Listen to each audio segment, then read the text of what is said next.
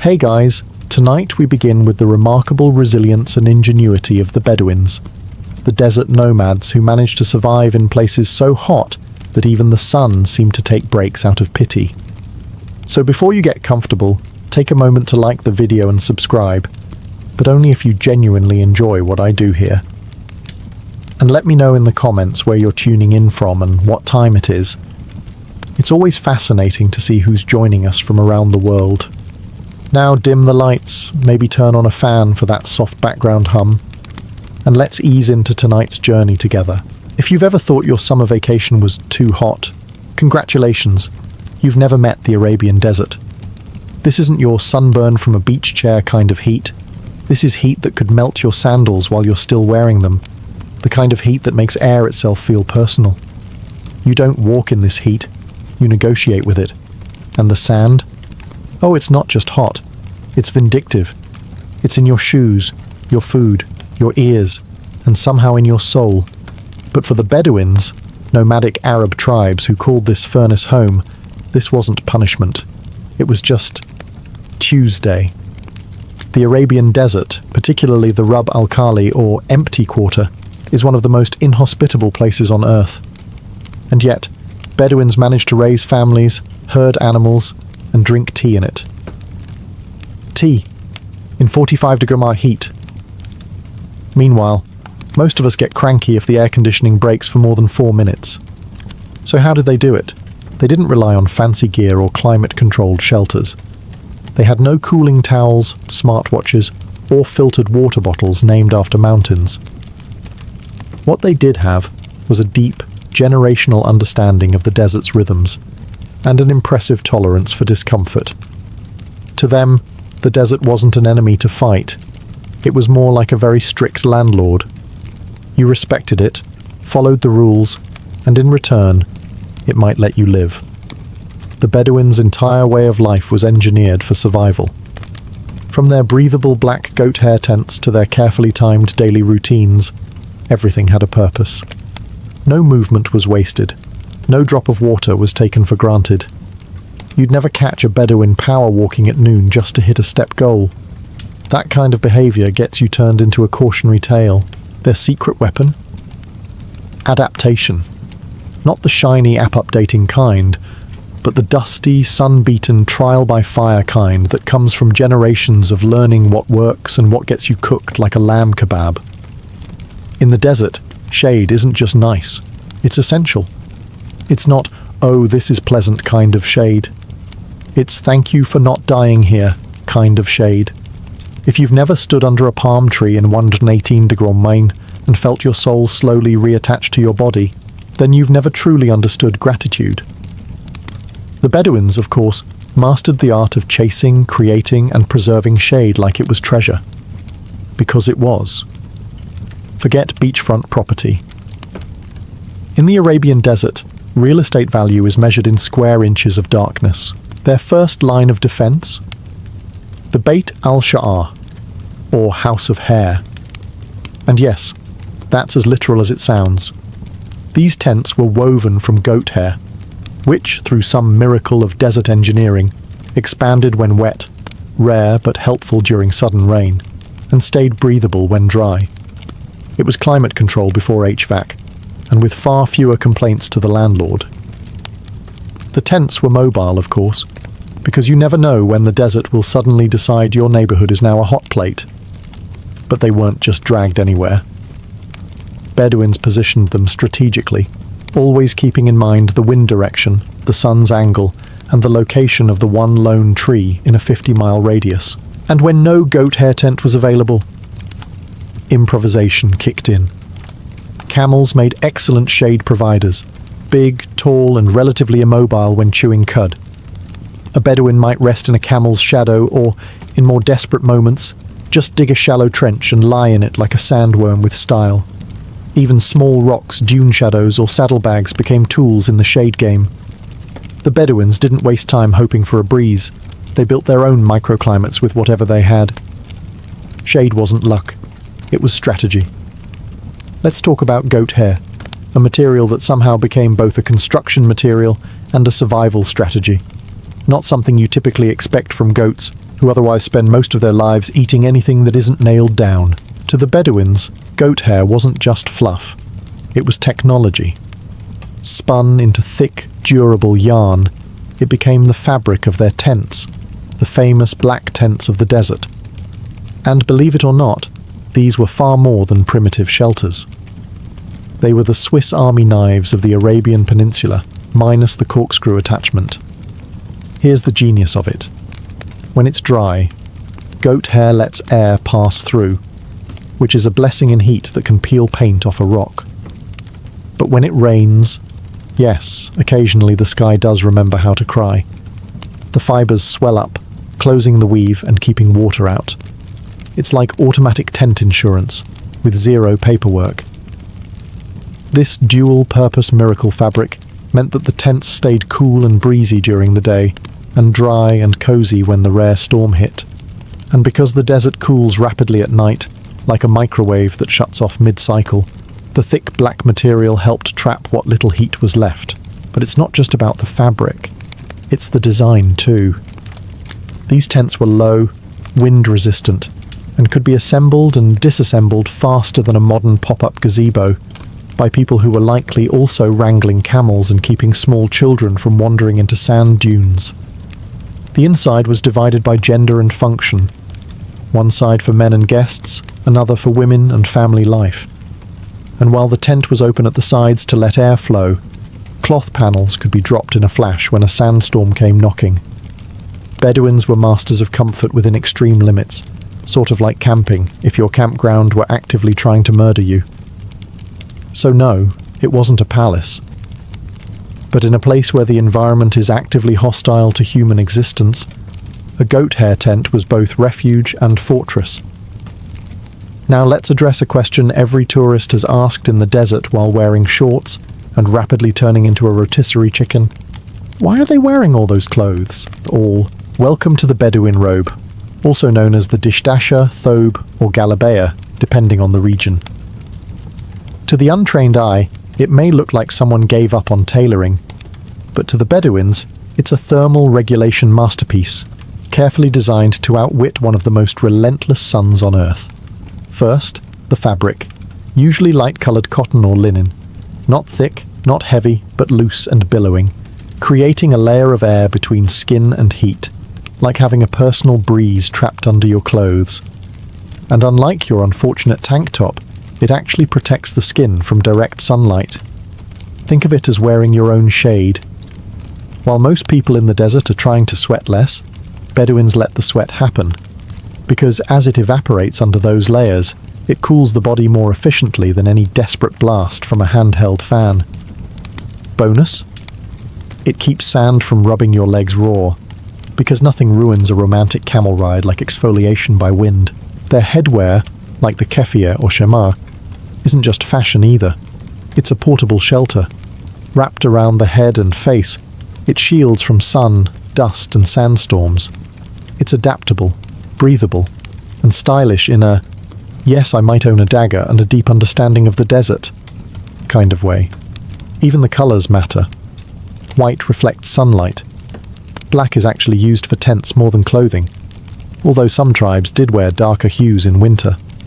But trust me, no one's wearing neon activewear out there, unless they're trying to get spotted by satellites. If you think waking up early is tough, try doing it because the sun is actively plotting your destruction. The Bedouins weren't morning people by preference. They were morning people by survival strategy. In the desert, timing is everything. The heat doesn't ramp up gently. It slaps you across the face sometime after 9 a.m. and doesn't let up until sunset. So, Bedouins became masters of desert scheduling, rising before dawn to travel, rest during the inferno hours of midday, and continue again in the cooler twilight. Modern tourists call this siesta. Bedouins call it not dying on the road. They didn't march across dunes at noon just to prove a point. That's how you end up dizzy, dehydrated, and hallucinating mirages that try to sell you bottled water. Instead, they'd set up camp, find shade, sip tea. Yes, hot tea. We'll get to that. And let the sun do its worst while they quietly ignored it. Even the camels knew the drill. No panicked galloping, No dramatic desert sprints. Just calm, steady pacing, like they were strolling to a mildly urgent appointment. There was no prize for speed, only for not collapsing face first into sand. And then there's navigation. Traveling early or late means knowing where you're going when everything looks the same. Bedouins didn't use compasses. They used stars, shadows, and a memory so sharp it could probably recite dune patterns by name. They knew how to avoid rocky valleys that trapped heat, where the sand was softest, and which terrain was more slow bake versus deep fry. They knew when to detour, when to climb, and when to say, "Nope, not today," and wait it out under a goat hair tent. To outsiders, their pace looked slow, but in reality, it was the rhythm of survival. Rushing meant sweating more, losing water faster, and risking heat stroke. Steady movement meant you made it to the next well, village, or shady tree with enough energy to actually enjoy being alive. You can't talk about Bedouin survival without addressing the real star of the show, the camel. These beasts didn't just survive the desert, they made it look easy. Camels are like the desert edition of a Swiss army knife. Transportation, shade, milk factory, early warning system, and occasional attitude problem, all wrapped in a furry, knobbly package. To the untrained eye, camels appear grumpy, lopsided, and mildly inconvenienced by existence. But to the Bedouins, they were life partners. A Bedouin without a camel was just a guy standing in a heat wave wondering why his feet hurt. First of all, camels can go days, sometimes weeks, without water. This isn't a party trick, it's an evolutionary superpower. Their bodies store fat in their humps, not water, contrary to popular belief, and they regulate sweat better than most fitness influencers. While you're melting under the sun like a cheap popsicle, camels are strolling past with an expression that basically says, "Amateur." Their feet? Massive and padded, perfect for walking across hot sand without sinking in or sizzling like bacon. Their nostrils? They can close them during sandstorms. That's right, camels can literally shut out the desert. Try doing that with your local pollen count. And their milk? Nutrient-rich, slightly salty, and consumed even when there's no refrigeration in sight. It was breakfast, lunch, and electrolyte replacement therapy all in one. Bedouins used camels not just to carry supplies, but also to locate water. These animals had a sixth sense for survival.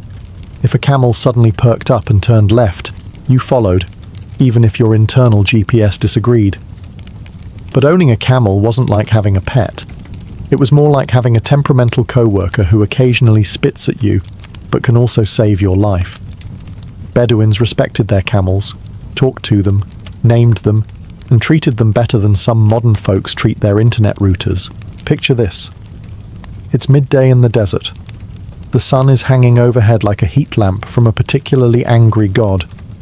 Your sweat is sweating. Logic says, water, ice, something cold, please. But the Bedouin response? Let's have some piping hot tea. Yes, you heard that right.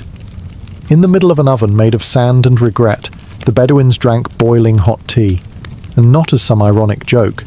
It was an actual survival strategy, a thermodynamic plot twist that would baffle your average air-conditioned Westerner. Here's the logic, and it's backed by both tradition and physics. Drinking hot liquids signals your body to cool itself down. You begin sweating, which is your natural air conditioning system. And when that sweat evaporates in the dry desert air, it cools the body far more effectively than chugging cold water and waiting for your internal organs to do something useful. Also, unlike cold water, which can give you cramps and make you feel bloated when you're already dehydrated, tea goes down smooth and encourages measured hydration, sip by sip. No guzzling, no brain freeze, just calm efficiency with a touch of elegance. And it wasn't just tea. Sometimes it was salted tea or herbal infusions made from local desert plants. Things like sage or chamomile. These weren't luxury blends from a high-end boutique. They were practical concoctions that replaced electrolytes and soothed the gut, especially useful when your kitchen was a campfire and your fridge was a rock. Tea was more than hydration. It was ritual. The desert has a way of stripping life down to the essentials, and the tea circle was one of the few luxuries the Bedouins kept. Hospitality, storytelling, trade negotiations. It all happened over hot cups and clinking spoons. And in a world where survival meant embracing discomfort and mastering your own body heat, the act of sipping tea under a blazing sun wasn't madness.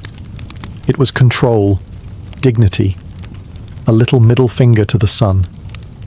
In the desert, water isn't a casual refreshment. It's a VIP guest, a sacred commodity, and occasionally a cause for tribal conflict. While most people today think of water as something that comes out of the fridge in a nice bottle with a mountain on the label, the Bedouins viewed it the way a medieval king viewed gold, precious, guarded, and never wasted. The Bedouins weren't just surviving without abundant water, they were thriving with practically none. And the secret wasn't mystical desert powers, it was meticulous planning and an unbreakable code of respect for water. First off, they knew where to find it. In a landscape that looks like an endless, sand-coloured photocopy, Bedouins could spot subtle clues, a certain plant, a line of birds, the shape of the terrain, and say, "There's a well over that dune." And 9 times out of 10, they were right. That one time they were wrong?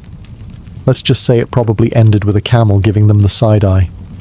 They dug deep wells, tapped into underground springs, and even captured condensation in cloth overnight. Nothing was wasted.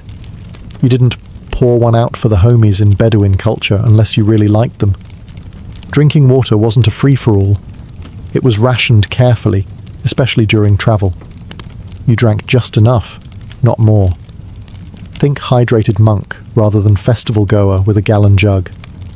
Overdrinking could actually make you thirstier in the long run by flushing essential salts.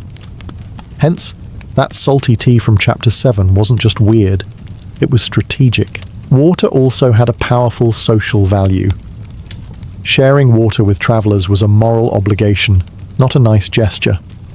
To deny someone water in the desert was basically the nomadic version of slamming the door in a blizzard, and possibly starting a blood feud. Even enemies were often offered water before negotiations began. The desert didn't care who you were. Dehydration was famously non-partisan. Imagine this. You're sitting by your tent, sipping tea, having a calm chat with your camel, when suddenly the horizon vanishes. The sky turns yellowish-brown, and before you can say, "Did someone anger the weather spirits?" you're being violently exfoliated by the wind. Welcome to the charming world of sandstorms, or as Bedouins likely called them, Tuesday. In the desert, sandstorms aren't rare freak events. They're a regular feature of life, like sunburns or unsolicited camel opinions. For most people, a sandstorm would send them into panic mode, screaming about dust in their nostrils and the general unfairness of nature. But for the Bedouins, it was just another situation to outsmart, preferably without losing a goat. The first rule of surviving a sandstorm is don't run around flapping. The Bedouins had a plan, and it started with situational awareness. They could often see a storm coming long before it hit. A strange tint to the light, a sudden shift in wind, that eerie moment when the desert goes too quiet. All warning signs. Next came the tent lockdown. Bedouin tents were open at the sides for airflow, but once a storm kicked up, out came the side flaps, weighted cloth panels that dropped faster than modern blinds in a rental apartment. The goat hair did its job. Sand-resistant, breathable, and somehow always ready, and for those caught in the open? The keffiyeh, headscarf, was the unsung hero. In seconds, it became a sand-proof face shield, wrapped tightly across the mouth, nose, and eyes. Some even carried extra cloth just for emergency wrapping. Think DIY desert hazmat suit, minus the bulk. If absolutely nothing was nearby, a shallow trench in the sand offered temporary shelter. It wasn't glamorous, but neither is inhaling 5 pounds of the Sahara. Bedouins would lie flat, cover up, and wait it out, like desert ninjas, but gritty. The storm would pass, eventually. Afterward came the dusting off, checking the camels, and maybe a laugh about who got sand in the weirdest place. Spoiler, it's always the ears. To outsiders, sandstorms looked apocalyptic. To Bedouins, just another round of dermatological violence from the sky. But thanks to planning, patience, and practical scarves, they handled it like pros. When you live in an environment where cooking outside is redundant because the sun already does that for you, your food choices become less about flavor explosions and more about not exploding from heat exhaustion. The Bedouins knew this better than anyone. Their diet was not designed for indulgence. There were no 7-course meals, no deep-fried novelties, and certainly no midnight snack binges. Mostly because midnight snacks involve firewood, and firewood is rare when the trees gave up centuries ago. Instead, the Bedouin menu was built around 3 things: simplicity, sustainability, and survival. Let's start with the superstar, camel milk. It wasn't just a drink, it was a nutritional Swiss army knife. Full of fat, protein, vitamins, and hydration magic, camel milk was consumed fresh when possible, or fermented into a mildly fizzy yogurt-like drink called Laban. Not quite a milkshake, but in 110 Fahrenheit weather, it hit the spot. Dates were another staple. These sugary little energy bombs were lightweight, didn't spoil, and provided potassium, fiber, and a satisfying chew, like nature's version of trail mix, minus the questionable raisins. Bedouins often paired dates with milk, which was pretty much their version of dessert. Sweet, filling, and blessedly not covered in sand.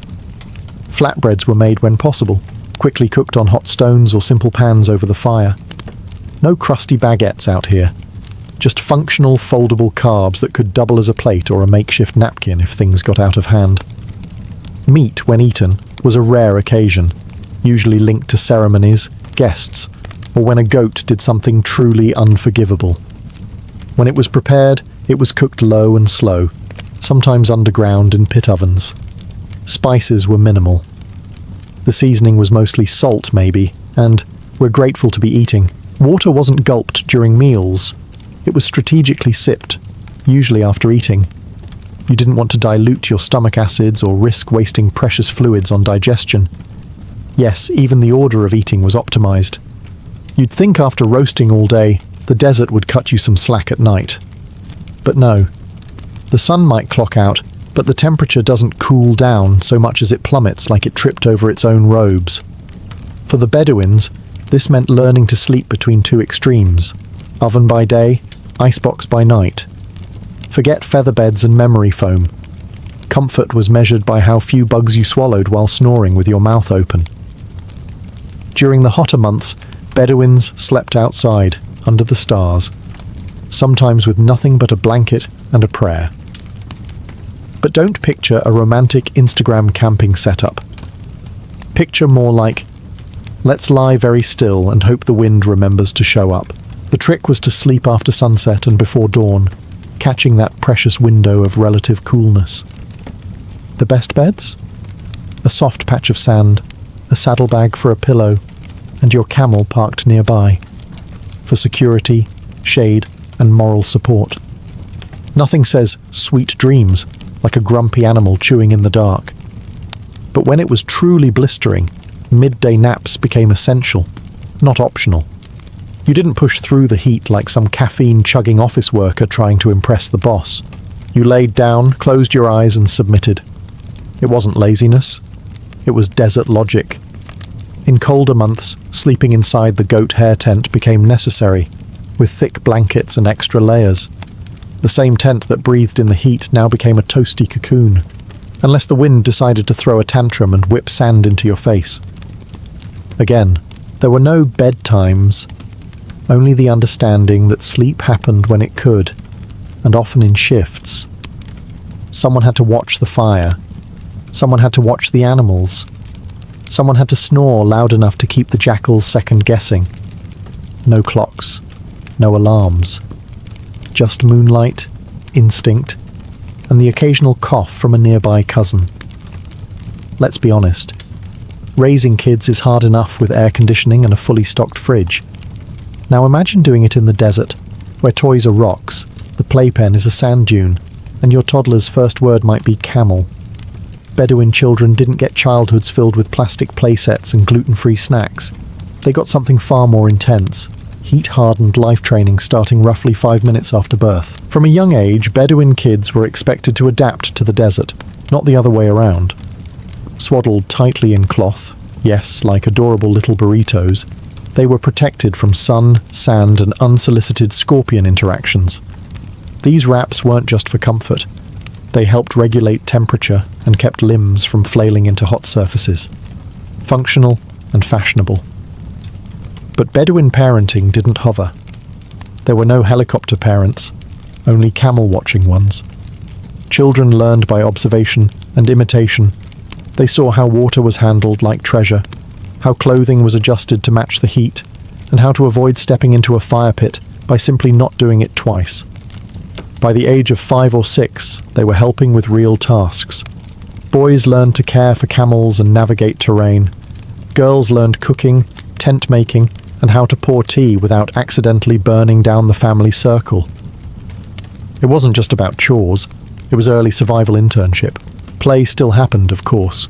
Kids raced, wrestled, told stories, and likely invented elaborate games involving sticks and the occasional very confused goat. Their playground had no jungle gym, but it came with sand for days and the occasional windstorm to keep things exciting. Discipline was firm but fair. Survival required it. But affection was never far behind. Bedouin families were tight-knit, with every child raised not just by parents, but by the entire camp. Think of it as a very warm, very sandy village raising each child, no app notifications required. And through all this, kids learned the ultimate lesson.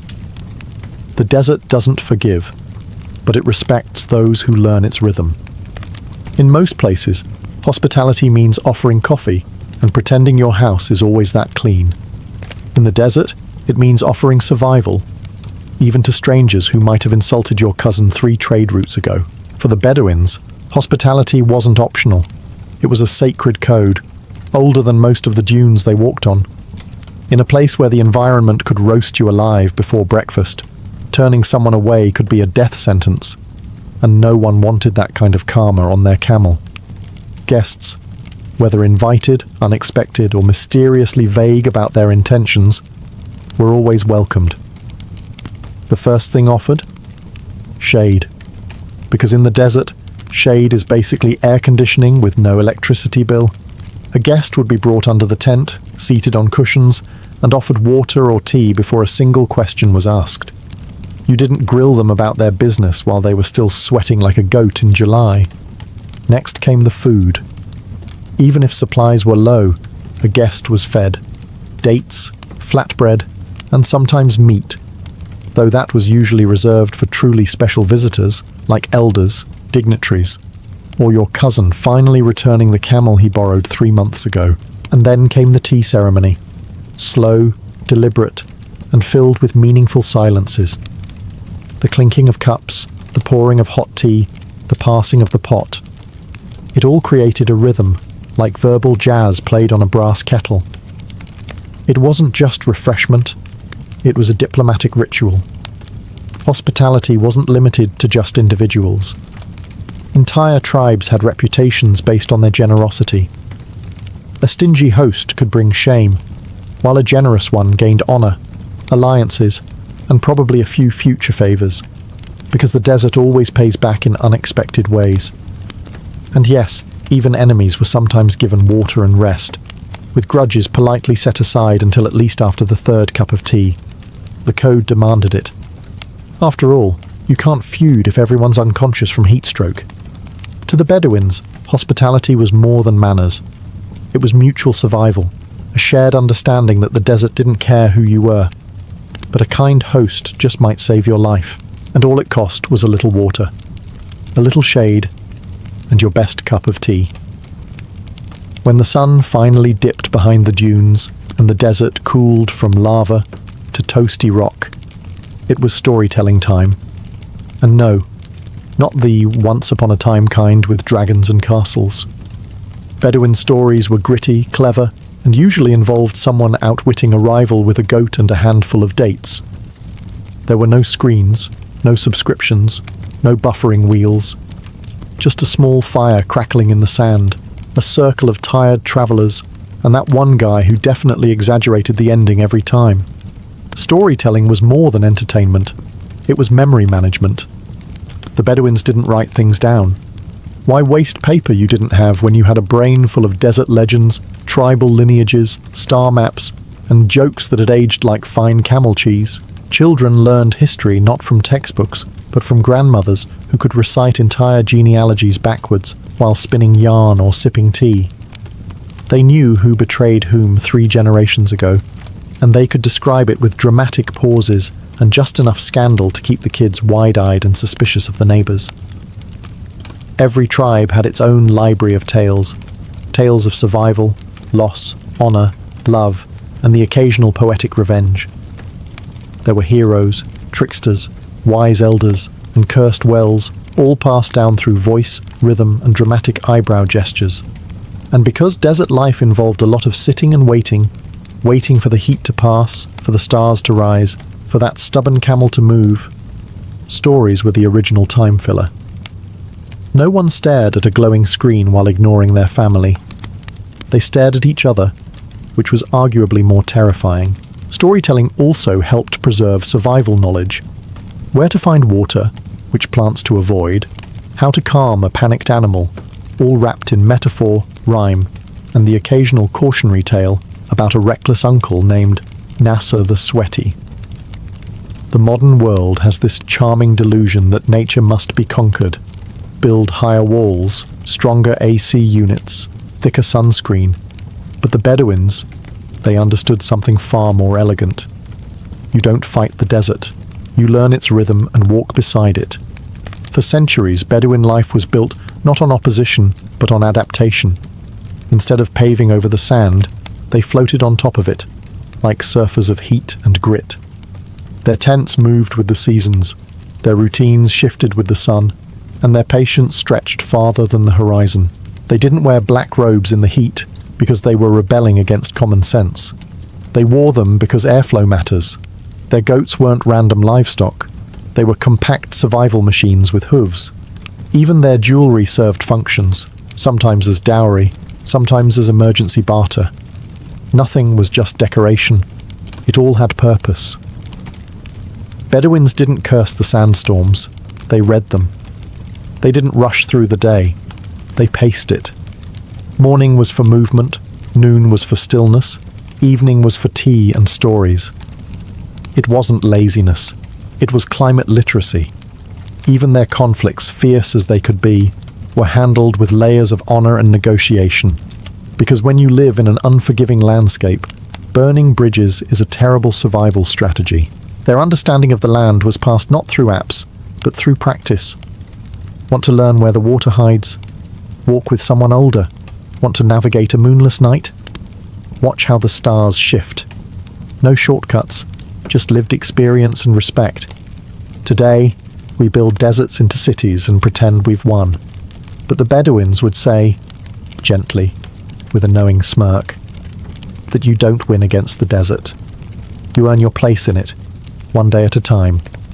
So, as the sun sinks and the wind carries the scent of dust and distant tea, remember, true survival isn't about resisting nature's power. It's about knowing when to move, when to wait, and when to sit down and sip your tea before the sand decides to join you. Because in the desert, the heat doesn't care about your ego, but it just might respect your humility.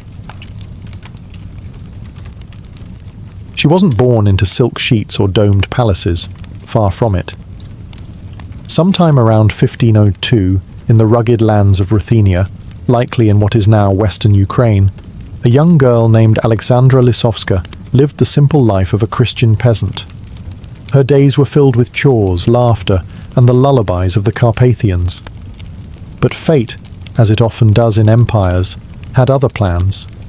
Raiders, likely Crimean Tatars allied with the Ottoman slave trade, tore her away from that world before she was old enough to understand just how brutal history could be. Dragged from her village and forced into the long chain of slaves bound for the bustling markets of Istanbul, Alexandra was now property. Her beauty caught the attention of those who trafficked in flesh, but it was something far more dangerous that would soon define her: her mind. In the early 16th century, the Ottoman harem wasn't the erotic playground of Hollywood fantasies. It was a political battlefield. And Alexandra, renamed Hurrem, meaning the cheerful one, was about to play the game better than anyone before her. She entered the harem of Sultan Suleiman the Magnificent, the most powerful man in the Islamic world. He ruled an empire that stretched from the gates of Vienna to the deserts of Arabia, and from the Danube to the Nile. And yet, despite the thousands of concubines and consorts before her, it was this foreign slave girl who would catch his eye and never let go. There are conflicting reports on how exactly she rose. Some say it was her laughter, rare and irreverent in the shadowed corridors of Topkapi Palace. Others say it was her command of poetry, wit and language. She was fluent in multiple tongues and knew how to charm, disarm, and enchant. Either way, Suleiman didn't just favour her. He fell for her, but Hurrem didn't come to play the passive muse. Her rise wasn't an accident. It was a masterclass in strategy, timing, and sheer will. She would rewrite the rules of Ottoman court politics, starting with herself. From slave to consort, that was just the beginning. In the world of the Ottoman harem, beauty was fleeting, and attention even more so. A girl might catch the Sultan's eye for a week, maybe a month, but then she would vanish into velvet shadows, replaced by the next shimmering novelty. But Hurrem didn't vanish. She lingered, and not by accident. Suleiman, known for his keen intellect and poetic spirit, found an equal in her. They wrote love letters to each other. Yes, actual handwritten poetry, draped in metaphors and dripping with longing. She called him her beloved sultan, and he called her his companion of the soul. This was no casual affair. It was a romance that defied protocol. At this time, Ottoman sultans were not supposed to marry. The imperial harem had a system. A woman bore the sultan a son, and then she was retired to a provincial palace to oversee his upbringing. It prevented any one woman from gaining too much power. That rule, Hurrem shattered it. Not only did she stay in the palace, she gave birth to multiple children, sons and daughters, and never stepped aside. She became his official favorite, then his exclusive partner. And then the unthinkable happened.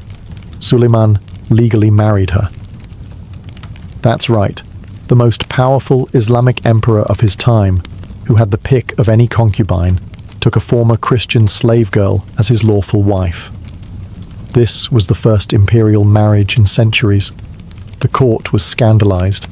The ulama, the religious establishment, grumbled behind their beards. But Suleiman didn't care. Hurrem was now Haseki Sultan, the chief consort. She wielded an authority no woman before her ever had. The harem wasn't just a place she lived in. It became her headquarters. Whispers grew louder. Was she manipulating the sultan? Was she whispering into his ear before every major decision? The janissaries, the viziers, even foreign ambassadors took note. Letters and reports began to refer to her as a shadow figure shaping Ottoman policy, and she hadn't even begun her real power moves yet. The harem walls could not contain what Hurrem Sultan was becoming. She wasn't just rewriting palace politics. She was positioning herself at the very heart of empire. In the Ottoman Empire, giving birth to a sultan's son wasn't just a blessing, it was a weapon, and Hurrem knew how to wield it. Her first son, Mehmed, was born not long after she secured Suleiman's affection. Then came Mihrima, her only daughter and closest confidant. Soon followed Selim, Bayezid, Jihangir. With every birth, her power solidified, each child a pawn on the grand imperial chessboard. But this wasn't just about family. It was about succession and survival. You see, Ottoman succession didn't work like the fairy tale version. There was no clear heir. Instead, it was a brutal, winner-takes-all blood sport. When a sultan died, his sons were expected to fight, often literally, for the throne. And the losers? They didn't go quietly into exile. They were usually strangled with a silk cord. It was tradition. That meant for Hurrem, the stakes were existential. She wasn't just a mother. She was the general of a faction, fighting to ensure that her sons survived the coming storm. And there was one major obstacle. Mustafa. Prince Mustafa, Suleiman's eldest son from a previous concubine, Mahidevran, was beloved by the people, the army, and the court. Charismatic, popular, and competent, he looked like the obvious successor. That made him dangerous, to Hurrem, and more importantly, to her children. The rivalry between Hurrem and Mahidevran wasn't some catfight in silks.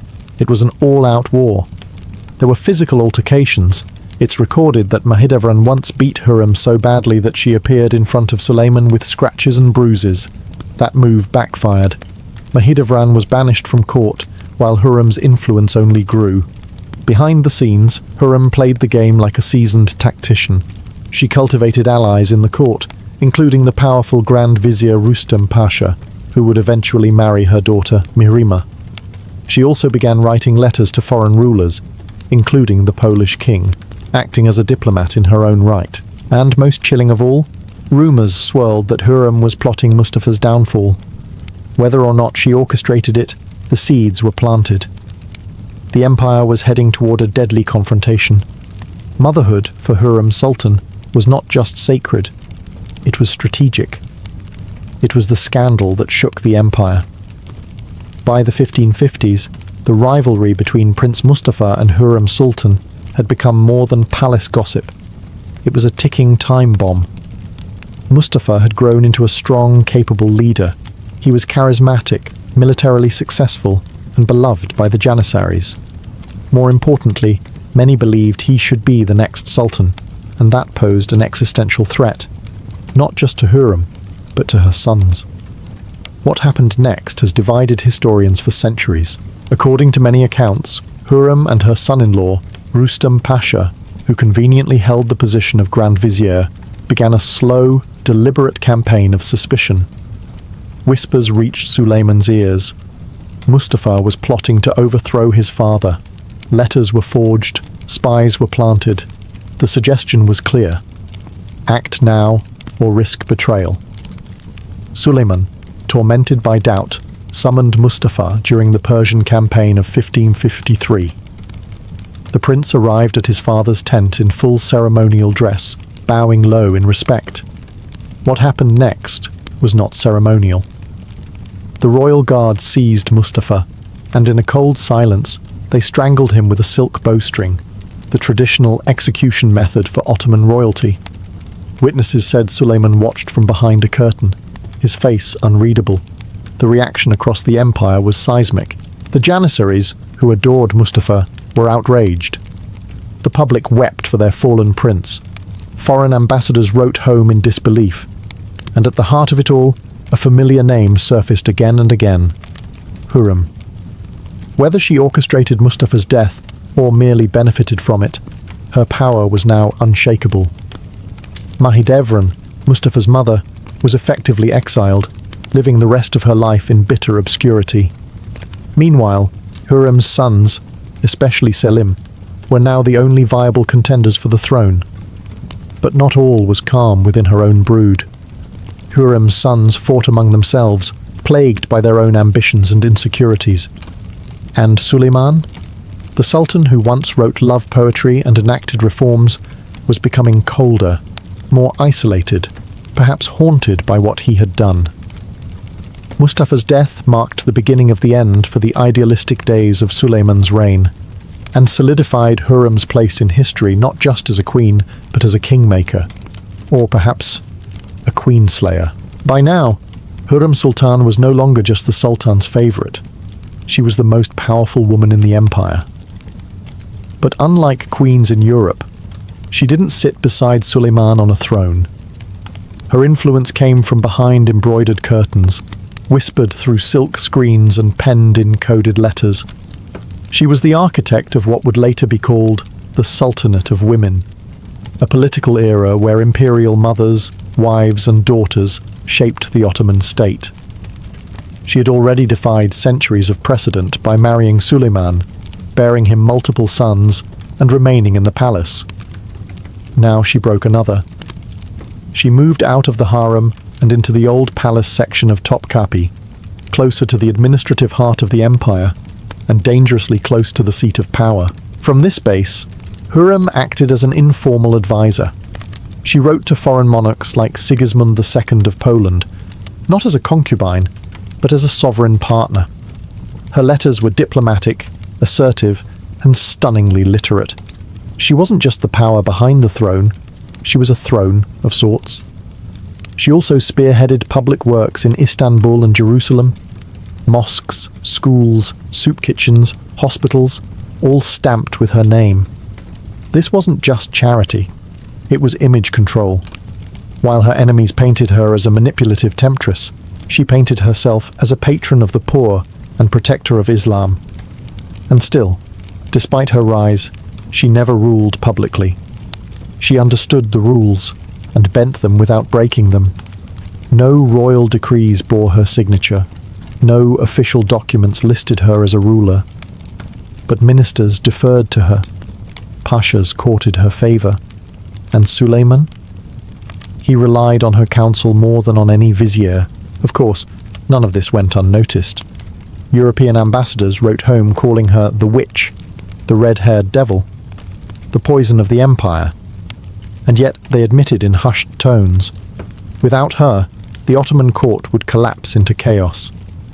She didn't wear a crown, but her shadow fell across the empire like one. And still, time marched forward. Her sons were growing older, tensions rising. The empire she had helped stabilize might soon devour itself from within. And Hürrem, ever the strategist, knew the game wasn't over. Power, once gained, rarely brings peace. Hürrem Sultan may have vanquished her rivals and secured her position beside Suleiman, but the battlefield simply changed shape. Now it was her own sons who stood at the edge of knives, and each other. Her eldest, Mehmed, once seen as the favoured heir, died young under suspicious, though likely natural, circumstances. The grief was immense, but there was no time to mourn. The throne had to pass to someone, and that meant the rest of her sons, Selim, Bayezid, and Cihangir, would soon be pitted against one another in a silent, bloodless war that would turn bloody fast. Selim, known more for his drinking than his diplomacy, was not the most inspiring candidate, but he was cautious and obedient, traits Suleiman valued. Bayezid, on the other hand, was ambitious, charismatic, and perhaps too much like his late half-brother Mustafa. That resemblance would prove fatal. Hürrem's letters during this time show a woman trying desperately to balance loyalty, love, and raw political calculus. She tried to keep peace between her sons, encouraging unity, trying to nudge the empire toward a smooth succession. But she knew the truth. Only one could survive. And then there was Cihangir, her youngest, born with a spinal deformity. Physically frail, emotionally tender, he was never in the running for the throne. Yet he may have been the one Hürrem loved most. After Mustafa's execution, Cihangir reportedly died of heartbreak. Whether that's legend or truth, it added another crack in the already fractured family she'd worked so hard to protect. The death of Mustafa had set a precedent. Fratricide was not just tradition, it was necessary. And now, Hürrem was watching her own blood march toward that same inevitable violence. It was a cruel irony. She had spent her life climbing out of powerlessness, only to become trapped in a cycle of blood that no mother could bear. She had built a dynasty, but dynasties are hungry creatures, and in the corridors of Topkapi, where she had once arrived in chains, she now paced in fine silks, still strategizing, still fighting. But for a future she could no longer fully control. Time was slipping, and with it, the illusion that anyone in the palace was safe. As the empire trembled under the weight of internal rivalries, Hürrem Sultan turned her eyes to something more enduring than politics: legacy. She had always understood that power was fleeting. But monuments, those could whisper her name long after her enemies turned to dust. So, While her sons plotted and Suleiman brooded in his increasingly somber court, Hurrem became a patron of public works on a scale few women, or men, could dream of. She commissioned the Haseki Sultan complex in Istanbul, a sprawling architectural marvel that included a mosque, school, hospital, and soup kitchen. It wasn't just a gift to the people, it was a message, carved in stone. I was here. I mattered. I served something bigger than court intrigue. She also funded repairs in Jerusalem, helped restore public baths and fountains, and supported charitable endowments that fed and clothed the poor. Every act of generosity was also an act of calculated PR. After all, Hurrem had been slandered endlessly, painted as a sorceress, a schemer, a foreign seductress who bent a mighty sultan to her will. Her building projects were a counter-narrative, one of grace, service, and piety. And yet, for all the grandeur, she remained controversial. The Ottoman elite never forgave her for upending centuries of tradition. Even ordinary citizens, who benefited from her charity, debated her intentions. Was she a noble benefactor or a master manipulator? A feminist icon ahead of her time? Or a ruthless power broker cloaked in beauty? Even within the palace, her influence had limits. Suleiman remained loyal, but increasingly burdened by age, grief, and the failures of his surviving sons. The romantic poetry between them faded, replaced by official matters and bureaucratic fatigue. Still, Hurrem worked until the very end, not just for herself, but for the dynasty she had restructured from within. She wasn't content to be remembered as the Sultan's beloved. She wanted to be remembered as someone who reshaped the very idea of what a woman could be in an empire ruled by men. As time narrowed her world, she ensured the next generation, especially her daughter Mihrima, would inherit not just jewelry and titles, but a roadmap for power. By the late 1550s, the woman once dragged in chains through the slave markets of Istanbul now lay in silken sheets, surrounded by doctors, attendants, and political whispers. Hurrem Sultan was aging, and for the first time in decades no longer the dominant presence at court. The harem was quieter without her sharp mind steering its intrigues. The correspondence with foreign rulers slowed. Her once burning ambitions had given way to something more reflective, a desire to secure the future before death could unwrite her influence. But there was a problem. The empire she had spent her life moulding was fraying at the edges. Selim, her surviving son and favourite for succession, was hardly the image of imperial strength. Known for his fondness for wine and poetry, Selim lacked the charisma of Mustafa, the cunning of Bayezid, or even the spiritual depth of Cihangir. Still, he was loyal to her, and most importantly, alive. Bayezid, the more popular and dangerous of the two, had been driven to rebellion. With Suleiman's approval, and perhaps Hurrem's encouragement before her health declined, Bayezid had been hunted down and executed in Persia. The path was now clear for Selim, but it was a grim victory, soaked in familial blood. Hurrem had spent her youth surviving violence, her adulthood controlling it, and now her final years watching it unfold inside her own family. She died in 1558, several years before Suleiman. She never lived to see her son crowned as Selim II, nor did she witness the slow decline of the empire she helped shape. But she left behind a transformed dynasty, one where women would continue to wield real political power for generations. Her funeral was grand. She was buried in a mausoleum right beside Suleiman's eventual tomb in the Suleymaniye mosque complex she helped inspire. That, too, was unheard of. No concubine, no woman, had ever been honoured in this way. Even in death, she defied tradition. Hurrem Sultan's story ended not with a scandal or assassination, but with a quiet assertion of permanence. She may have entered the empire as a commodity, but she left it as an institution. And yet, even in the quiet, history was far from done with her. Long after her body was laid to rest in marble and tile, Hurrem Sultan's legacy refused to die. To some, she remained the ultimate femme fatale, the foreign sorceress who bewitched a great sultan and plunged an empire into dynastic chaos. European diplomats in their letters called her the Russian witch, or that red-haired schemer. Even centuries later, Ottoman chroniclers debated her true nature, with some blaming her for everything from military defeats to political instability. But others saw her differently.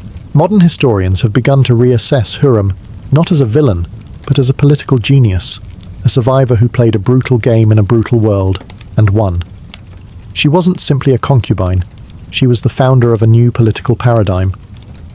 Her life marked the beginning of the Kadınlar Saltanatı, the Sultanate of Women, a century-long period during which women, mothers, wives, and daughters of sultans, exerted real power over state affairs. Her daughter Mihrima would become one of the most powerful women in Ottoman history, acting as an advisor to both her father and her brother, Selim. Other imperial women would follow Hürrem's blueprint, maneuvering from behind veils, shaping the empire not with swords, but with strategy, charity, and influence. Even Suleiman, long after her death, couldn't let her go. His poetry never stopped referencing his Hürrem, his joy. When he died in 1566, he was buried next to her, a decision that, once again, broke Ottoman precedent. He had ruled for nearly 46 years, the longest of any sultan. And yet, in the end, he chose to lie forever beside a woman who had once been his slave. Today, visitors to the Süleymaniye Mosque can still see their tombs, side by side, elegant and eternal. The irony is rich. The woman who arrived in shackles now rests beside the most powerful man in the Islamic world as his equal. Love her or loathe her, Hürrem Sultan reshaped the Ottoman Empire. She bent centuries of tradition to her will. And she proved more than anything else that power does not always wear a crown. Sometimes it smiles behind a curtain with eyes like fire and a plan already in motion. In Byzantium, a marriage didn't begin with candlelit dinners or whispered vows. It began with paperwork, cold, calculated, and surprisingly binding. The betrothal, called engesis, was more legal transaction than love story. If you were expecting violins and blushing maidens, you're in the wrong empire. The process began with negotiations between families. Not between bride and groom, mind you. They were often teenagers, sometimes barely acquainted. The real power players were the fathers, or if the groom was of high enough status, the imperial court itself. This wasn't just about uniting two people. It was about uniting property, influence, and bloodlines. Once both sides agreed to the terms, dowry, property rights, family obligations, the betrothal was sealed in front of witnesses, and not lightly. It was legally binding. Breaking off an engesis without good reason could trigger lawsuits, scandal, and the wrath of bishops. In some cases, the church required formal annulment of the betrothal, even though the couple hadn't married yet. And what about the bride during all this? She had little say. Byzantine daughters were raised to serve the will of the family, not chase romance. Marriage was seen as a duty, spiritual, social, and economic. But while the bride's voice was often silent, her body was central. Virginity was expected, and proof of chastity was often part of the negotiation. A tarnished reputation could doom a match before it began. As the betrothal was finalized, gifts were exchanged, symbols of the coming union. Rings, robes, sometimes even livestock, depending on one's social status. But this wasn't the actual wedding. Not yet. This was the staging ground, the setting of the chessboard. The real ceremony, the gamos, could be weeks or months away. The betrothal wasn't just a prelude. It was a contract of intent, a declaration of status, and in many cases, a strategic move, especially among the elite. Marriages weren't about affection. They were about alliance. A noble family might marry their daughter into a powerful military clan, securing troops for future political struggles. A merchant might trade a dowry for access to imperial trade routes. Love? That came later, if you were lucky. In Byzantium, a daughter was never just a daughter. She was also a dowry in waiting. The moment a girl was born into a Byzantine family, her value wasn't measured in lullabies or bedtime stories. It was calculated in land, linens, and coin. Marriage wasn't just a social expectation, it was a full-blown economic strategy. The dowry, or prawaks, was the bride's ticket into marriage, and often her only protection within it.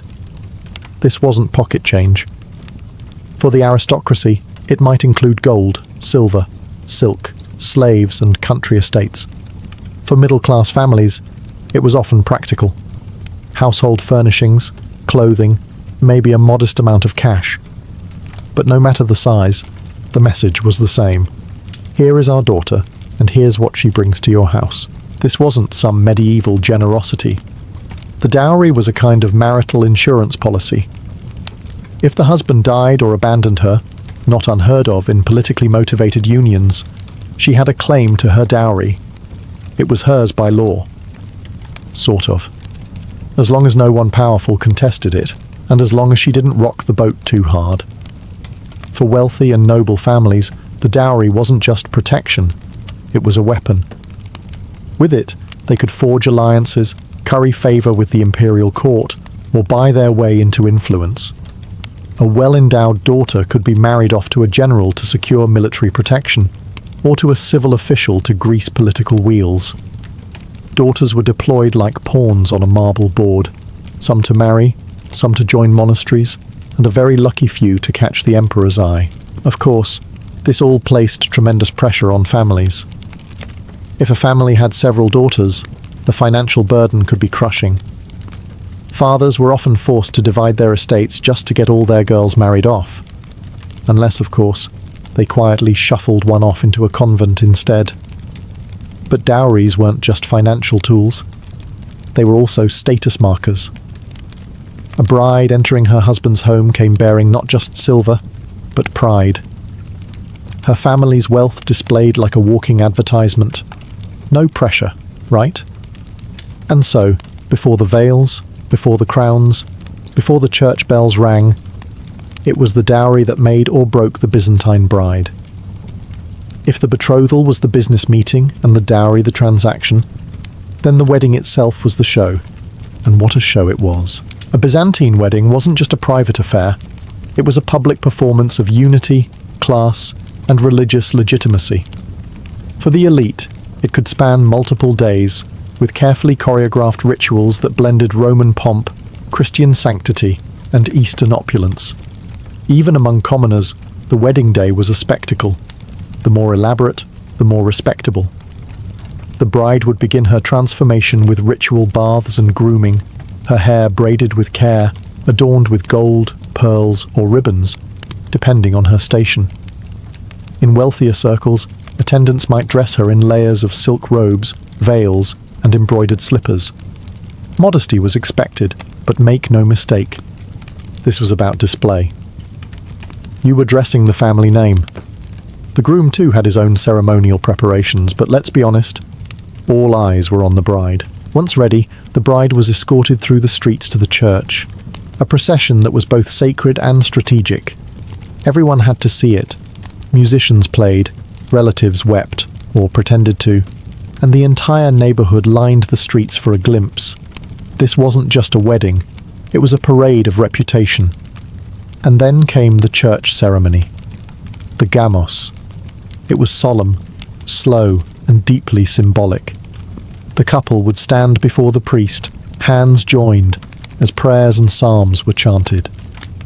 But the crown jewel of the ritual, literally, was the crowning. Golden or ornate wreaths were placed on both the bride and groom's heads, symbolizing not just marital union, but martyrdom. Yes, martyrdom. In Byzantine theology, marriage wasn't just about love, it was a kind of sacred suffering, a life of mutual sacrifice. Congratulations, you're now king and queen of your tiny domestic kingdom. Enjoy your symbolic death. Candles were held, prayers recited. The couple was walked around the altar 3 times in a slow ceremonial circle, a dance of eternity if you like metaphors. and finally, they were declared husband and wife. But don't exhale just yet, because what followed was often even more intense. The procession home, the feasting, and the strange and specific rituals of the bridal chamber.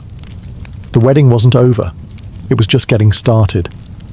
If the wedding ceremony was a public ritual of holiness and status, the wedding night was, well, also kind of public, just in a far more awkward way. In the Byzantine Empire, the consummation of a marriage wasn't just a private moment between two newlyweds. It was a critical requirement to finalize the union, and yes, people kept track. A marriage wasn't truly considered valid until it was consummated. This made the first night a matter of legal, familial, and sometimes political importance. After the church ceremony, the couple was escorted, again, often publicly, to the groom's home or a designated chamber. This was called the nuptial procession. Along the way, torchbearers and musicians might accompany them, chanting hymns or playing flutes.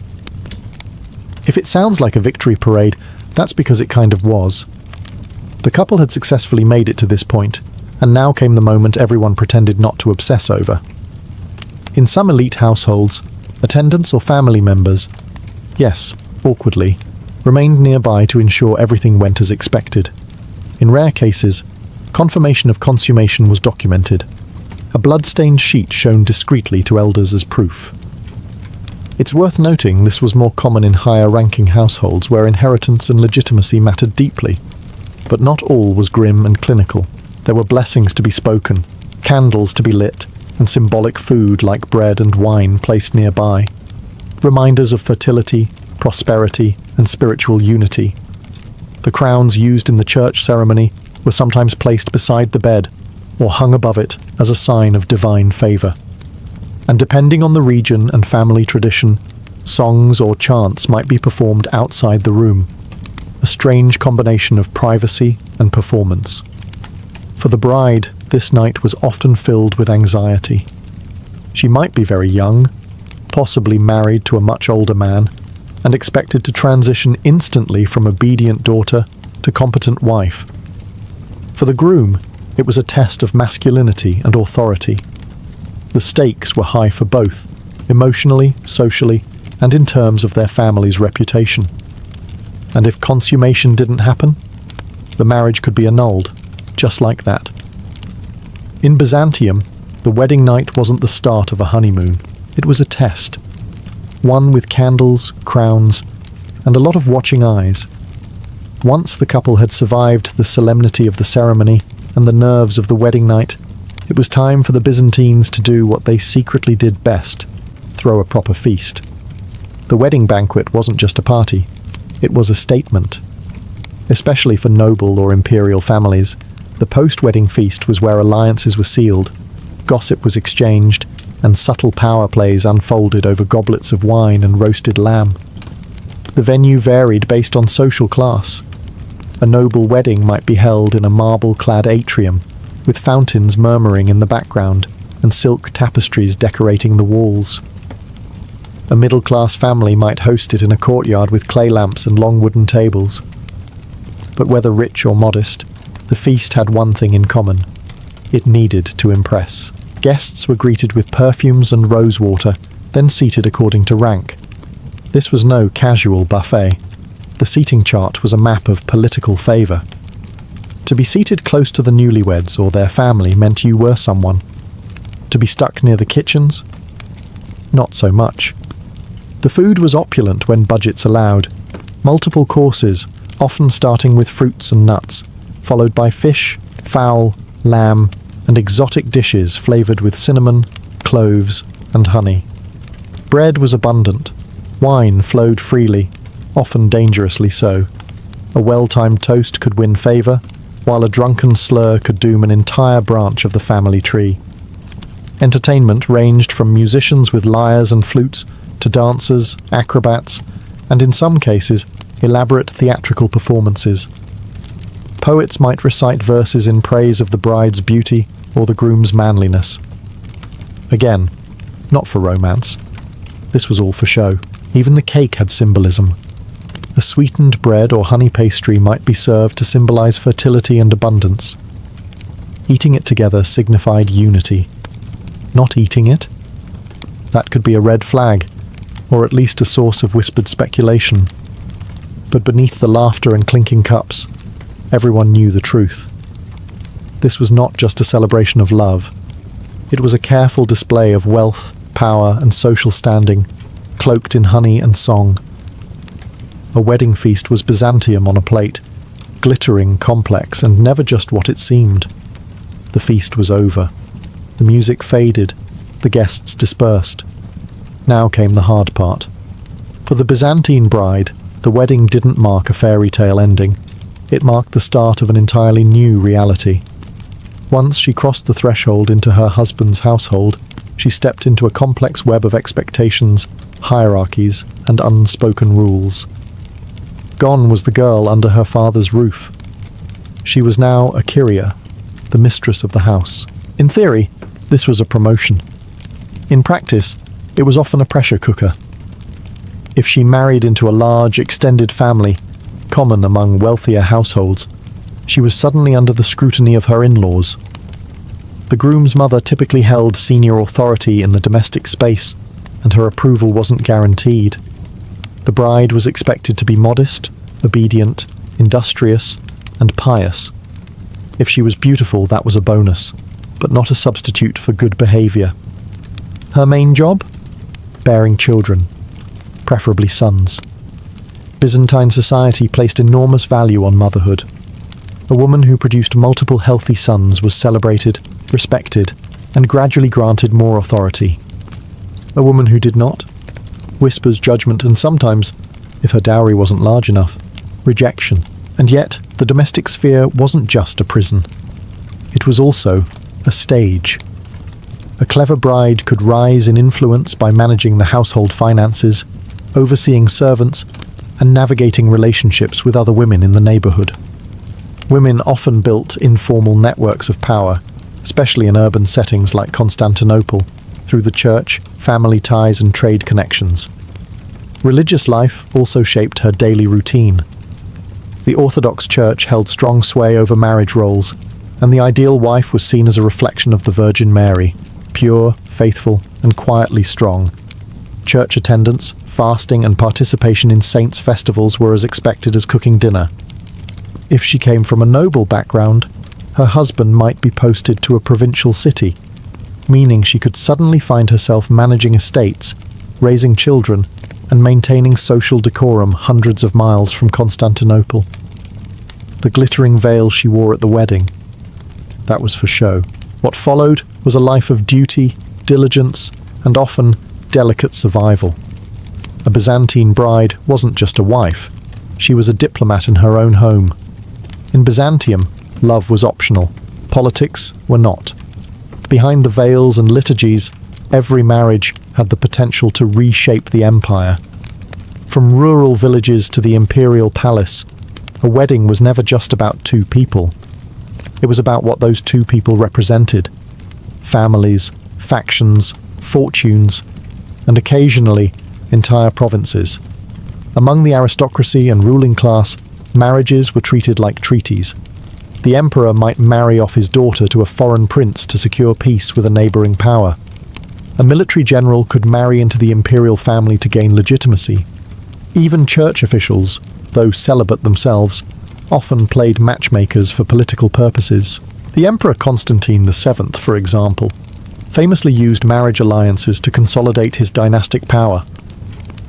His own marriage to Helena, the daughter of Romanos Lekapenos, helped legitimize Romanos's rule and bind the two families together, even though Romanos was technically a usurper. These weren't romantic unions.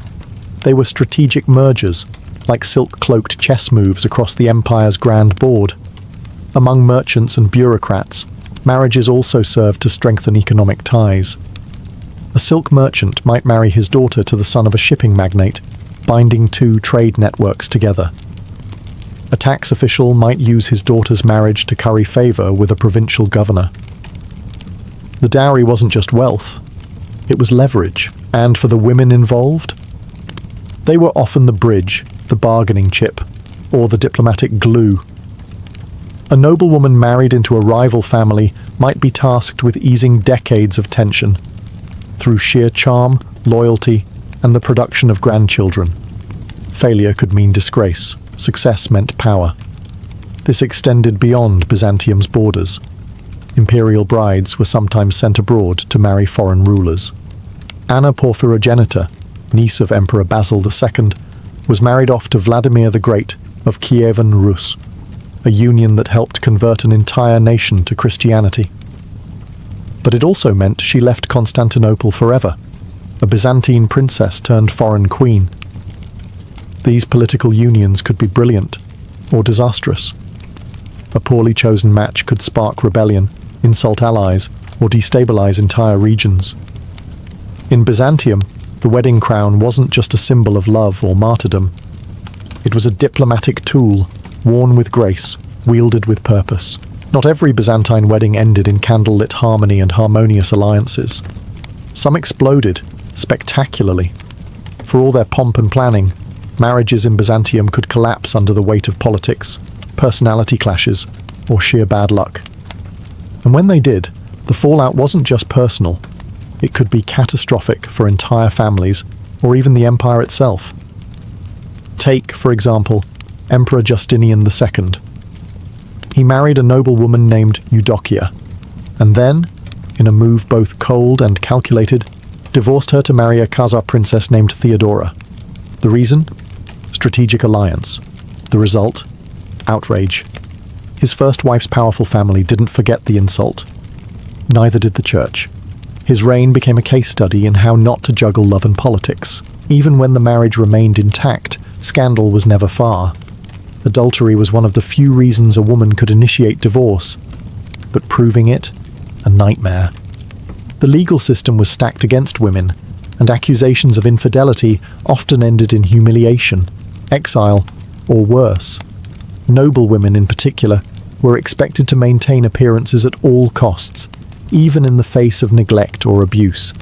There were also high-profile cases of fraudulent marriages, where one party tricked or coerced the other into union, sometimes to gain inheritance rights or titles. These cases could end up in ecclesiastical courts, dragged out for years in theological and legal wrangling.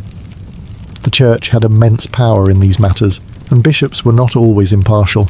And let's not forget the everyday tragedies.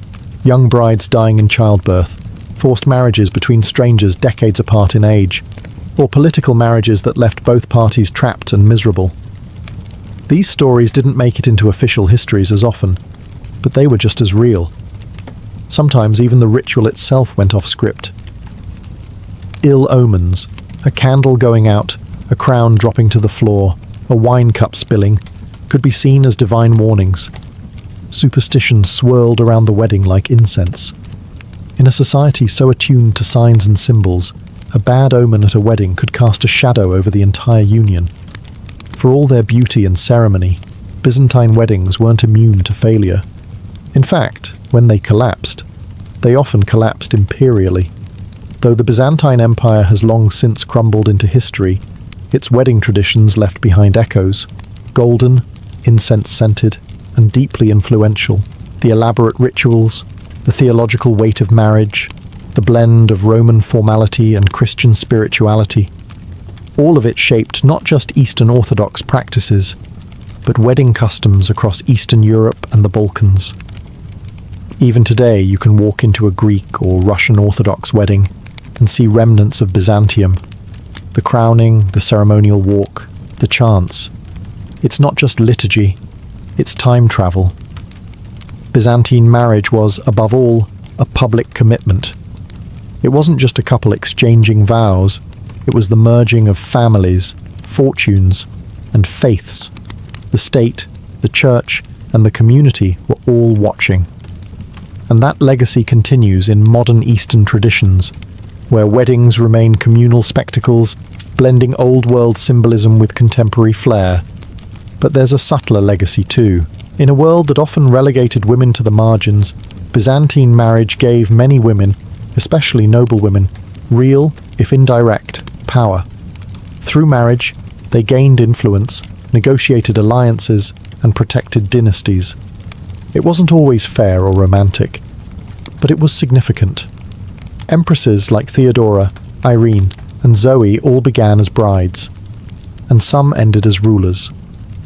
Their rise was paved through marriage, but their impact reshaped religion, law, and imperial power. For these women, the wedding wasn't the climax of their lives, it was the prologue. Today, as we scroll through curated wedding photos and trend videos, it's easy to forget how ancient and complex this ritual really is. Beneath the white dresses and floral arches, the Byzantine wedding reminds us, marriage is more than a moment. It's structure, strategy, sacrifice, and sometimes, just sometimes, something like love. So the next time you see a couple walk down the aisle, imagine for a moment a candlelit church in Constantinople, golden crowns resting on two young heads, a crowd humming with expectation, and centuries of tradition binding them in silence. The Byzantine Empire may have fallen, but its weddings still echo, in veils, in vows, and in the strange, sacred theatre of matrimony. The Persian garden didn't merely imitate paradise, it defined it. In fact, the very word paradise comes from the Old Persian paradisa, meaning walled enclosure. These were not random patches of green, they were sacred spaces, meticulously designed, deeply symbolic, and breathtakingly beautiful. A Persian garden wasn't just where you planted flowers, it was where the divine touched the earth. In a region dominated by arid landscapes and blistering heat, the existence of a lush, shaded oasis with flowing water was nothing short of a miracle. That contrast was exactly the point. A Persian garden was meant to feel miraculous. It was a deliberate, artificial Eden, order imposed on chaos, nature tamed and honored at once. And the design reflected that philosophy. Symmetry was everything.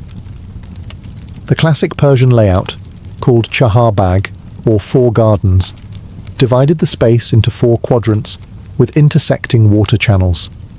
This wasn't just practical irrigation, it was cosmology. The four-part layout symbolized the Zoroastrian and later Islamic concept of paradise, where four rivers of water, milk, wine, and honey flow from a sacred center. In the middle of many gardens sat a pavilion, pool, or platform, the symbolic heart. It was a place to rest, reflect, or recite poetry while surrounded by the elements: earth, air, water, and the soft scent of jasmine or roses. But Persian gardens weren't just sensory experiences. They were statements. Kings, nobles, and scholars used them to project power, intellect, and spirituality. The construction of a garden was an act of creation, not unlike building a palace or writing a great verse. In some cases, it was considered more noble. These were not spaces of wild, unchecked growth. Everything was chosen. The trees for shade and fruit, the flowers for colour and fragrance, the water for movement and sound. Birds, breezes, and reflections were part of the choreography. To enter a Persian garden was to step into a vision of perfect balance. Man, nature, and the divine in harmony. It was less about escape and more about elevation. It wasn't just where people walked, it was where heaven descended, by design. In Persia, water was more than a necessity. It was a miracle. And in the garden, it became the soul. Surrounded by deserts and rugged terrain, Persian engineers didn't rely on rain to feed their gardens. Instead, they mastered the qanat, an underground aqueduct system that tapped into distant mountain springs and channeled water for miles. It was invisible, ingenious, and essential. Without the qanat, the garden would be dust. With it, paradise bloomed. But once the water reached the garden, it wasn't just dumped into a pond, it was choreographed. Persian gardens used flowing water not just for irrigation, but as an experience. Thin channels, sometimes just a few inches wide, carved across the stone walkways, dividing the garden into symmetrical quadrants. These mirrored the four rivers of paradise mentioned in the Quran and earlier Zoroastrian texts. And the sound? That gentle trickling flow wasn't background noise. It was music, a soft, cooling counterpoint to the heat of the day and the stillness of the architecture. For visitors seated under pomegranate trees or beside rose beds, the presence of water engaged not just the eyes, but the ears and spirit. Fountains, too, became a focal point. Not the jet-powered marvels of European palaces, but subtle bubbling pools and geometric basins. The surface of the water reflected sky and structure, creating the illusion of infinity. This was a sacred mirror, the heavens touching the earth. Even more impressive was how water carried meaning. In many gardens, the main water channel led straight to a central pavilion, emphasizing unity, direction, and divine alignment. Flowing water meant movement, life, and time. But within the walls of the garden, it moved according to human design. It was, in a way, submission of nature to divine geometry. And yet, despite all the symbolism, water in a Persian garden remained refreshingly practical. It watered trees, cooled the air, and quenched thirst. The miracle lay in how seamlessly the practical and the poetic merged. In a land where water was life, the Persian garden turned it into poetry. Flowing, glistening, and eternal. A Persian garden was not wild. It didn't meander or sprawl. It obeyed, not just to human design, but to cosmic principles. Geometry was not decorative in these spaces. It was sacred. At the heart of Persian garden design lies the concept of order.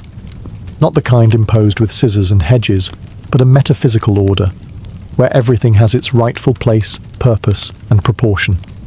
The most iconic layout, the Chaharbagh, or four-part garden, wasn't just efficient, it was spiritual. The Chaharbagh divided space into 4 equal sections, typically by water channels or walkways.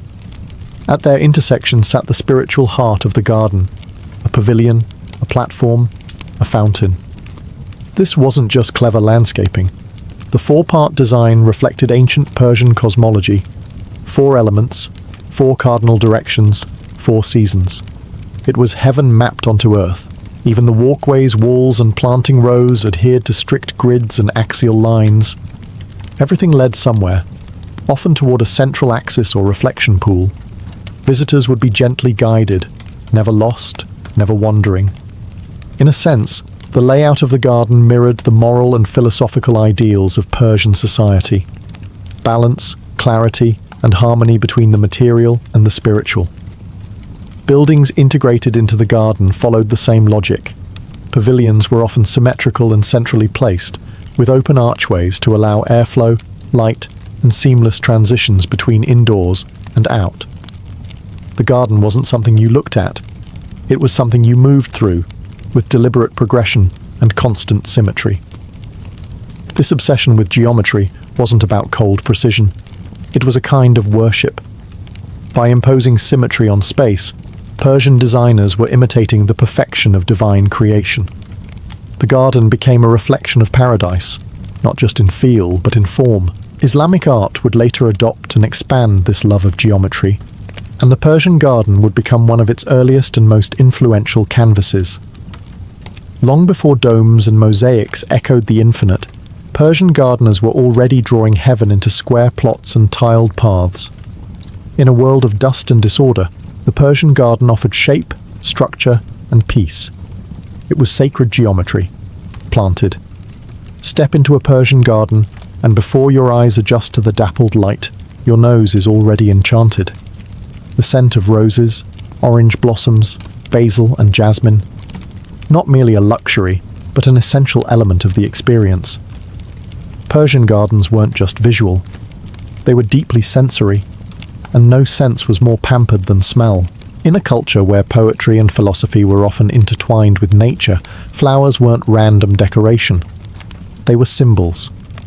The rose, for instance, wasn't just beautiful. It represented divine love. The nightingale and the rose became recurring figures in Persian poetry, embodying passion, longing, and the fleeting nature of life. Pomegranates and figs added meaning beyond fruit. They symbolized fertility, abundance, and resurrection.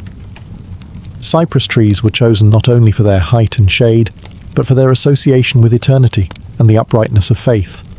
Nothing was accidental. Not colour, not fragrance, not even bloom cycles. Floral arrangements were chosen to ensure a succession of scents throughout the year. In spring, narcissus and tulips. In summer, damask roses and basil. In autumn, the last of the pomegranates. Even in winter, evergreen trees and structured paths kept the space from losing its poetry. Fragrance, in particular, was considered divine. In Islamic tradition, scent is associated with purity and paradise. The Prophet Muhammad was said to love perfume and fresh flowers. Thus, Persian gardens didn't just smell good, they brought the visitor closer to God.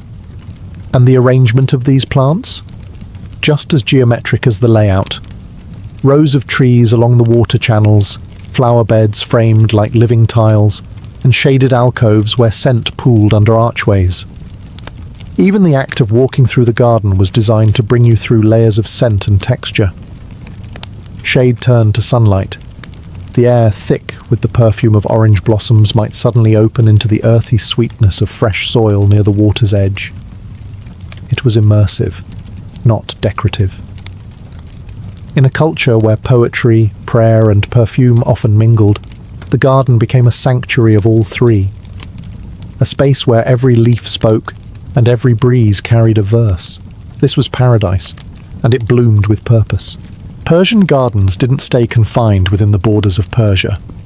Their influence rippled across continents and centuries, shaping the landscapes of empires far and wide. When Islam spread from the Arabian Peninsula into Persia, the garden tradition didn't vanish. It blossomed further. The Persian chahar bag concept became the blueprint for Islamic gardens across the Middle East and North Africa. The idea of a walled paradise with water channels, shaded paths, and pavilions was adapted and refined. The Mughal Empire in India, which had strong Persian cultural roots, took these ideas and created some of the most breathtaking gardens in history.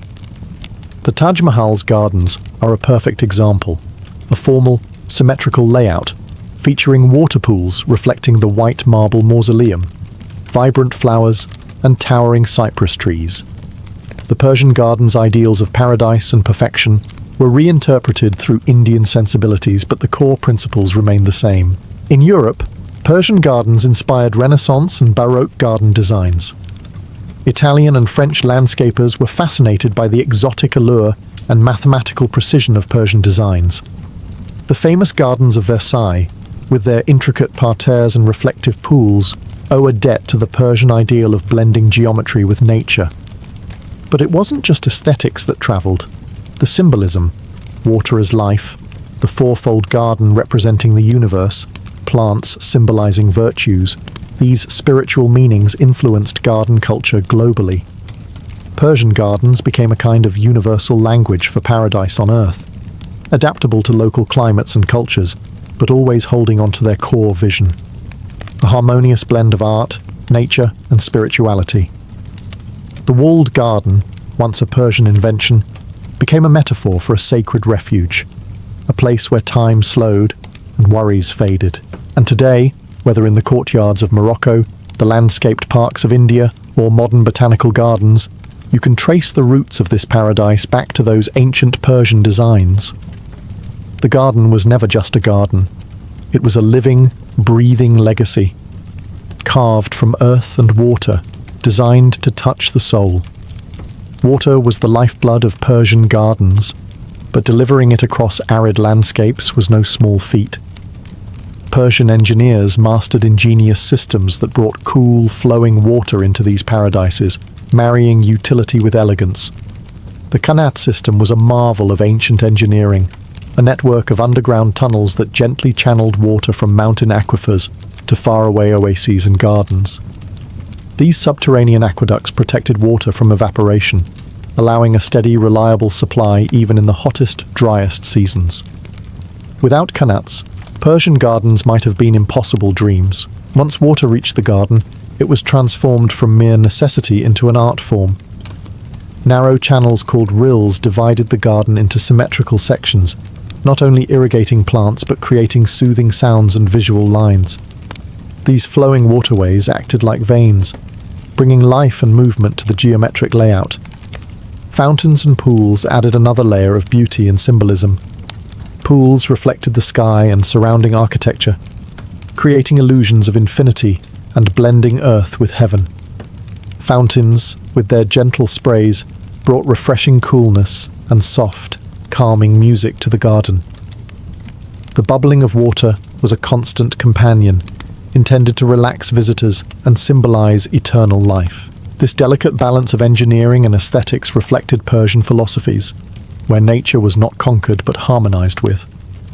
Water was a symbol of purity, renewal, and divine blessing, especially in Islamic tradition. Gardens then became microcosms of paradise on earth, where water flowed eternally, sustaining all life within. The mastery of water management also demonstrated the technical genius of Persian civilization. The canals, pumps, and channels weren't just functional. They were designed with artistic intent, guiding the eye and footfall, creating spaces for reflection and contemplation. Persian gardens thus stand as testaments to a culture that valued the marriage of technology and spirituality. They remind us that beauty isn't just about what you see, but how nature, art, and human ingenuity flow together. In the end, the water in a Persian garden was more than irrigation. It was poetry in motion, life given form, and paradise made real. The Persian garden wasn't just about plants and water, it was also about architecture. Stone pavilions, delicate arches, and intricate tile work blended seamlessly with nature to create spaces that invited contemplation, poetry, and social gathering. Central to many Persian gardens was the pavilion or kiosk, a small, often open-sided structure that served as a place to rest, entertain, or enjoy the changing seasons. Positioned strategically, these pavilions offered stunning views of the garden's symmetry and water features. Built with carved wood, glazed tiles, or stucco, they reflected the craftsmanship and aesthetic ideals of the time. Walls were more than boundaries. They framed the garden as a sacred, private sanctuary. Often decorated with colourful mosaics or inscriptions, these walls enhanced the sensory experience while symbolising protection from the harsh outside world. They helped create an intimate atmosphere, separating the ordered paradise within from the chaotic desert or city outside. Pathways, usually paved with stone or brick, were designed to guide visitors through the garden in deliberate sequences. Walking through a Persian garden was meant to be a journey, moving from bright flower beds to shaded alcoves, from the sound of running water to quiet reflective pools. The architecture worked hand in hand with the landscape to choreograph this movement. Even the choice of building materials was symbolic. Tiles might feature floral patterns echoing the plants outside. Windows and screens allowed filtered light and gentle breezes, enhancing the sensory harmony. The blend of architecture and nature created not just beauty, but meaning. It was a stage for poetry recitals, philosophical debates, or quiet meditation. Rulers and poets alike found inspiration here. The garden was an extension of courtly life and intellectual pursuit. Moreover, this architectural approach deeply influenced Islamic, Mughal, and later European garden design. The idea that buildings and gardens should coexist and complement each other became a guiding principle. In Persian gardens, stone and flower, shadow and water were partners, crafting a paradise that was as much about human creativity as about the natural world. A Persian garden was alive, not just with water and fragrance, but with the passage of time itself. Its design took into account the changing seasons, creating an evolving landscape that reflected the cycles of nature and life. Spring in a Persian garden was a celebration of rebirth. Bulbs burst open with tulips, narcissus and crocus, filling the air with fresh scents. Fruit trees, pomegranate, apricot and peach, bloomed in soft pinks and whites, promising abundance. Paths were lined with lush green grasses and early herbs, welcoming visitors back from winter's stillness. Summer brought shade and relief. Tall cypress and plane trees provided cool canopies over flowing water channels. Roses and jasmine unfurled their richest perfumes as the sun climbed high. Pools shimmered like mirrors, reflecting blue skies and fluttering birds. The garden was a refuge from the heat, a place for contemplation, poetry, and slow afternoon tea. Autumn's arrival shifted the mood. Leaves turned golden and red, pomegranates and figs ripened for harvest. The garden became a tapestry of warm colours, fragrant with ripe fruit and earth. Gardeners prepared the soil and trimmed plants, knowing the cycle would soon turn again. Even winter had its role. Evergreens stood proud against pale skies, their needles providing texture and life when flowers slept. The structural beauty of stone pathways, walls and pavilions took centre stage. Snow, when it fell, added a quiet purity, blanketing the garden in white silence. This awareness of time was spiritual. In Persian and Islamic thought, life itself was cyclical, a journey through creation, decay, and renewal. The garden was a microcosm of that journey. Visitors were reminded that beauty and life were transient, to be savoured but not clung to. The changing garden was also a practical necessity. Different plants thrived in different seasons, and the garden's design ensured that there was always something blooming or bearing fruit, sustaining the senses year-round. By embracing time, Persian gardens became living poems, unfolding slowly, deeply, beautifully. They were not static snapshots of paradise, but ever-changing reflections of heaven on earth. The Persian garden is more than a historical curiosity. Its legacy stretches far beyond the deserts of Iran, continuing to inspire and enchant across cultures and centuries. From the courts of the Mughal emperors in India to the grand estates of Europe, the Persian ideal of a walled paradise with flowing water and harmonious design has left an indelible mark. The Taj Mahal's gardens, the Alhambra's courtyards, and the Versailles fountains all owe something to those ancient Persian blueprints. But the Persian garden's influence isn't just aesthetic, it's philosophical.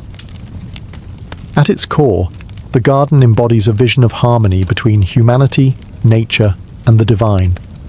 It invites contemplation, peace, and the reminder that paradise is not just a distant afterlife, but something to be created here on earth. Modern Iranian gardens, such as the historic Fin Garden in Kashan, continue to preserve this heritage, blending ancient techniques with contemporary artistry.